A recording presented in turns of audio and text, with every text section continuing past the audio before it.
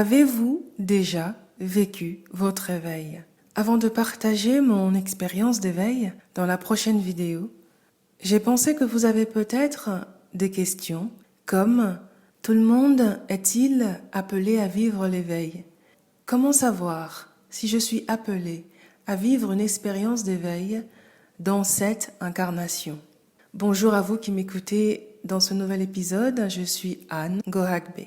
Ma réponse à la première question est oui, tout le monde est appelé à vivre l'éveil. Dans cet épisode, je vous montre comment vos coordonnées de naissance décrivent le pourquoi et le comment de votre éveil à travers deux processus majeurs. Premièrement, grâce à votre carte astrale, soit via l'astrologie, et deuxièmement, votre carte énergétique, appelée aussi bodygraph ou schéma corporel en design humain. Commençons par votre carte astrale.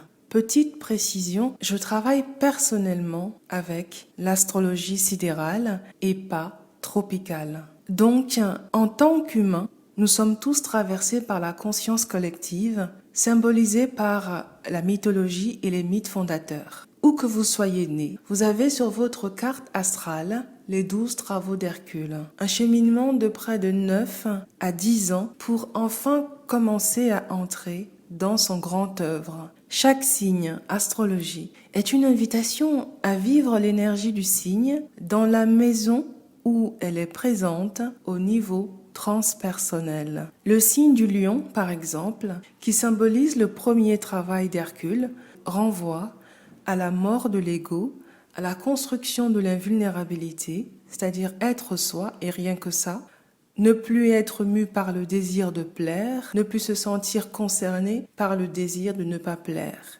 Et au plus haut niveau, le lion invite à devenir le temple de la pure conscience, de l'esprit du soi. De nombreux mystiques ou personnes en quête ont dans leur parcours vécu près de 10 ans de processus de réalisation de soi ou d'individuation. 10 ans dans l'ombre avant d'entrer dans la lumière. Ici, je pense à un prêtre hindou que beaucoup de gens connaissent sur YouTube et qui est un ancien moine d'Adampani. Je pense également à 2 entrepreneurs mondialement connus. Par ailleurs, nous avons aussi tous un axe Gémeaux-Sagittaire.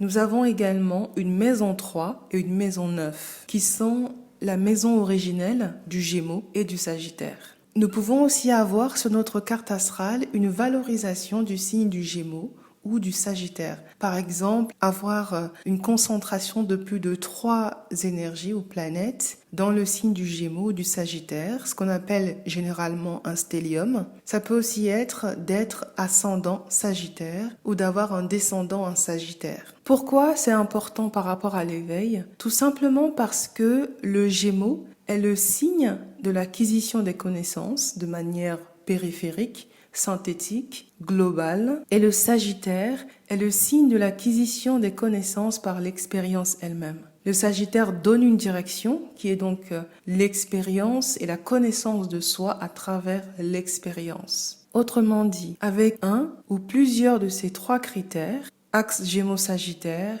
axe maison 3, maison 9, stellium ou par exemple ascendant en Gémeaux ou Sagittaire, vous pouvez être traversé par le deuxième mythe fondateur qui est le mythe d'Icare. Et c'est aussi une forme d'éveil, c'est-à-dire une invitation à faire sienne ces mots du Bouddha qui sont « Ne crois que ce que tu juges toi-même être vrai, après avoir été éprouvé à la flamme de ton expérience. Sois toi-même ton propre flambeau. » Le mythe d'Icare nous invite à construire nos propres ailes, à les découvrir en profondeur. Et très souvent, cela passe par de nombreux essais-erreurs. Sur votre carte astrale, votre axe Gémeaux-Sagittaire ou maison 3, maison 9 va magnifier vos modalités d'éveil.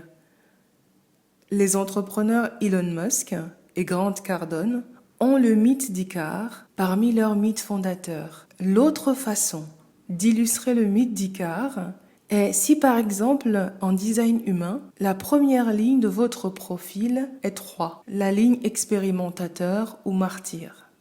Grant Cardone et Elon Musk ont le même profil en design humain qui est 3-5.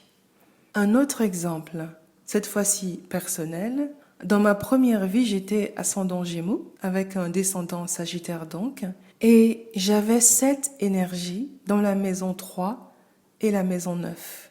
Il n'y a que moi qui n'étais pas au courant que j'allais vivre l'éveil. Je peux aussi vous assurer qu'à 4 reprises, j'avais externalisé l'analyse de mon thème astral dans le passé et jamais personne n'a vu cette invitation à l'éveil. C'est d'ailleurs ce qui m'a poussé à explorer l'astrologie et la numérologie sacrée et à décider d'expérimenter de manière alchimique ce qui était écrit sur mon thème astral et sur mes nombres sacrés, puis à systématiquement proposer cette valeur à mes clients. Tout simplement parce que toutes les informations, toutes les connaissances qu'on gagne par l'analyse symbolique de ces instruments, de ces outils, en fait, peuvent effacer en une journée, en 2 jours, en 3 jours, une blessure ou un ressenti ou une émotion ou un blocage qu'on avait depuis des années sans savoir d'où ça vient, pourquoi ça existe et comment surtout faire son travail intérieur et bien sûr libérer cette mémoire. Donc les 12 travaux d'Hercule et le mythe d'Icare dans votre thème astral sont les 2 premières modalités d'éveil. En fait, l'éveil est un gros mot pour expliquer quelque chose de très simple.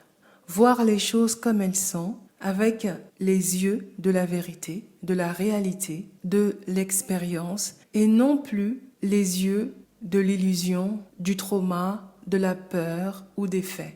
Énormément d'entrepreneurs sont de grands éveillés. Ayant vécu moi-même la beauté et la grâce de l'éveil, je vois un éveillé comme quelqu'un qui a bypassé la vie socio-culturelle et personnelle pour entrer dans la vie transpersonnelle. C'est-à-dire ce que l'univers et le grand tout désirent exprimer et réaliser à travers vous. Et avec les mutations à venir, les plus grands éveillés ne seront pas forcément dans les monastères et dans les ashrams, mais dans la vie ordinaire, un peu comme Jésus, Moïse et le Bouddha. La 3e modalité qui peut illustrer l'invitation à l'éveil dans votre vie est votre carte énergétique, le fameux bodygraph ou schéma corporel. Très souvent, quand on parle de design humain, on vous parle de type, de profil, d'autorité, de centre énergétique défini et non défini. Certes, ce sont des informations importantes, mais ces informations n'abordent pas l'éveil, ce qui est quand même l'expérience la plus mystique qu'un humain puisse vivre dans son corps, l'expérience de reconnexion avec son âme, en pleine conscience, et l'expérience de connexion entre son âme et l'âme du monde. En design humain, il existe dans votre bodygraph un canal de l'éveil, qui est le canal 10-20. Le canal 10-20 est un de mes canaux activés. Ici, la porte 10, une des portes du centre du soi, expression de l'amour, de l'expérience de la vie, est reliée à la porte 20, une des portes du centre de la gorge, donc de l'expression, de la manifestation. Qu'est-ce que l'éveil? Sinon, manifester qui on est, manifester pourquoi on est vraiment là. Donc, avec le canal 10-20, vous êtes mu par les principes les plus élevés, par ce que Confucius appelait le décret céleste.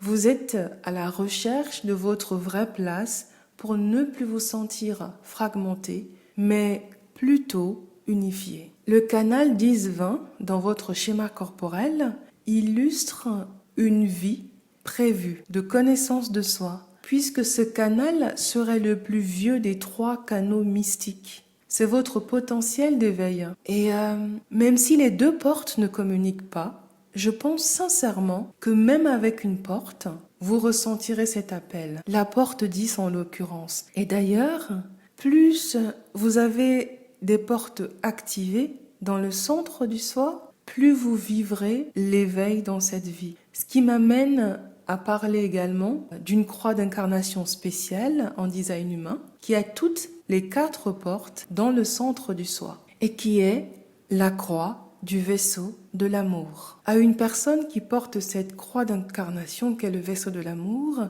on lui demande d'incarner les 4 formes d'amour. L'amour universel, l'amour de soi ou de l'expérience vivante personnelle, autrement appelée l'authenticité.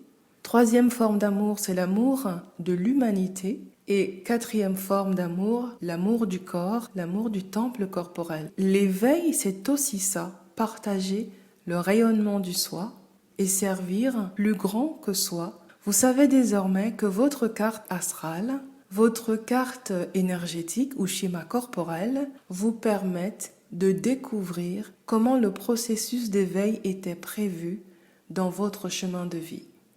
J'espère que cette transmission vous apporte des éclairages sur comment valoriser encore plus vos ressentis et je serai ravie de lire vos commentaires.